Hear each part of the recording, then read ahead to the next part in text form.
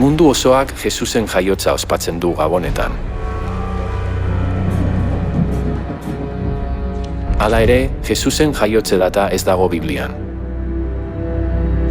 Artzainek landan artaldeak zaintzen ari zirela, Jesus goraipatu zutela dio, besterik ez.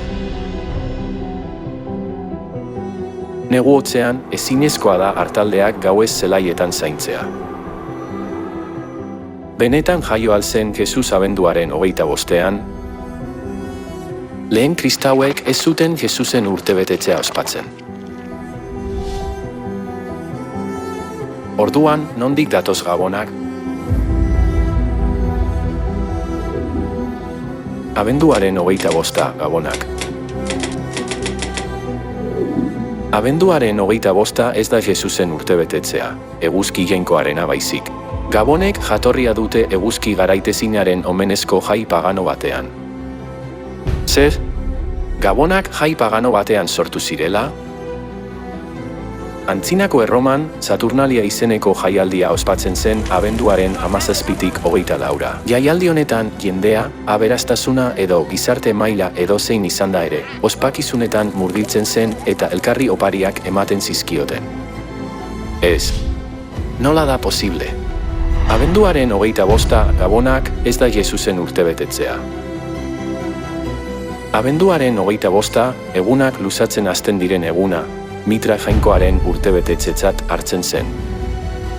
Mitraren fedea hausteko aitzakian, Erromatar Eliza Katolikoak jaialdiaz gozatu zuen. Eguzki jainkoaren jaioteguna Jesusen jaiotegun bihurtuz. Gabonetako zuhaitzak zuhaitz gurtzako erritu paganoetan du jatorria. Bizar zuriko eta jantzi gorriko Santa Clausen irudia 1931an sortu zen Coca-Colaren iragarki baterako. Elizek ondo dakite Gabonak ez direla Jesusen jaioteguna. Hala ere, gezurretan ari dira, Gabonak Jesusen jaioteguna direla esanez. Kristauak erabateko ezjakintasunean bizi dira honen inguruan.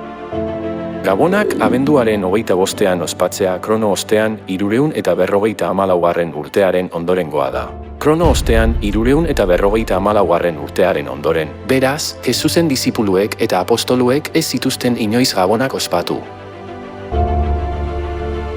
Gabonak ez zituen jainkoak agindu, eta ez dute Biblian jatorria.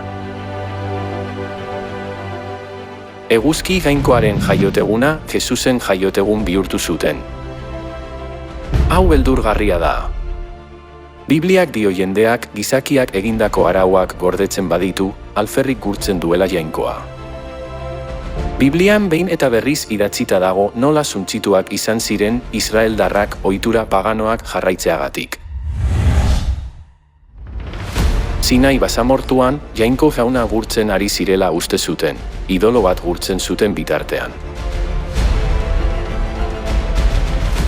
Jeroboamek, Ipar Israelgo erregeak, berak aukeratutako hilabetean jai bat egin zuen, jainkoa gurtzen zuela aldarrikatuz. Hala ere, idolatria egin zuten guztiak suntsituak izan ziren. Era berean, Gabonetan Jesus gurtzen dutela aldarrikatu arren, idolatria besterik ez da. Idolatriaren amaiera suntsipena da.